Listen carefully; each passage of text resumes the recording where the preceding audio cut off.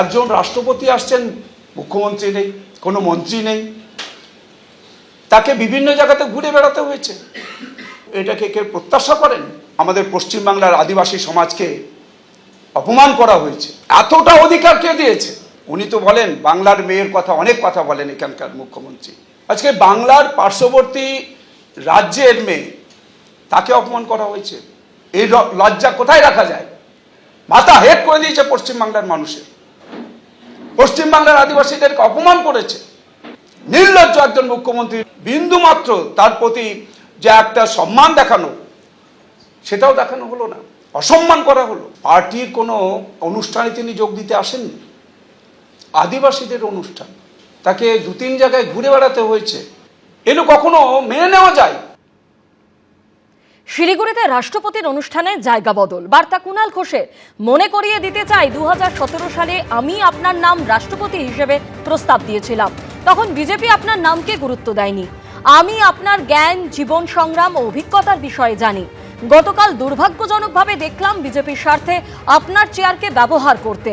এটা রাষ্ট্রপতির চেয়ারের পক্ষে অবিচার। আপনি মিথ্যে তথ্যের ভিত্তিতে কিছু কথা বলেছেন, কিন্তু আপনি বিজেপি শাসিত রাজ্যগুলির নেগেটিভ ইস্যু নিয়ে কোনো কথা বলেননি। আপনি রাজনীতির অংশ হবেন না। বিভিন্ন উপায়ে বিজেপি পশ্চিমবঙ্গকে বিরক্ত করার চেষ্টা করছে। বিজেপি ব্যর্থ হয়ে এবার আপনার চেয়ারকে বিজেপির কণ্ঠস্বর বানানোর চেষ্টা করছে। সোশ্যাল মিডিয়ায় পোস্ট কুণাল ঘোষের।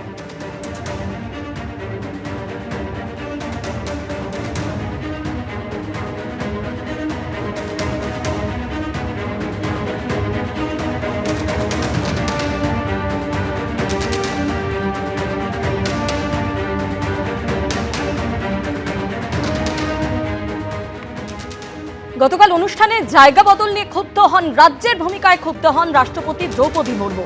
তিনি বলেন, যেখানে অনুষ্ঠান হলো সেখানে অবস্থা ভালো লাগেনি, তাই ভাবলাম নিজেই গিয়ে দেখি।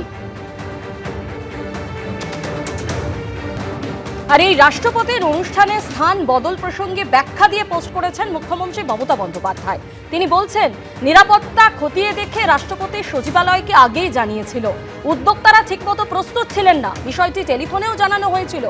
5ই ফেব্রুয়ারি রাষ্ট্রপতি সচিবালয় টিম এলাকা পরিদর্শন করেন, টিমকেও বিষয়টি জানানো হয়। তারপরও কর্মসূচি পরিবর্তন হয়নি।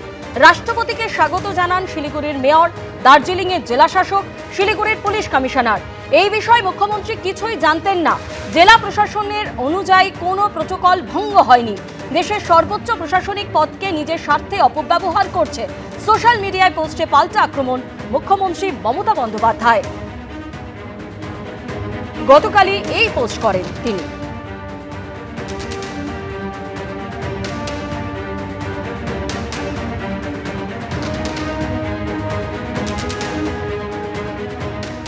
আর অন্যদিকে রাষ্ট্রপতিকে অপমানের অভিযোগে আক্রমণ শানালো বিজেপিও। পশ্চিমবঙ্গের কাছে দুঃখজনক ঘটনা, গতকালের ঘটনা নিন্দনীয়। 140 কোটি মানুষের রাষ্ট্রপতি আদিবাসীদের যোগ্য সম্মান দেয়নি রাজ্য সরকার।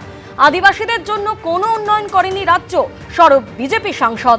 এবিপি আনন্দ, এগিয়ে থাকে, এগিয়ে রাখে।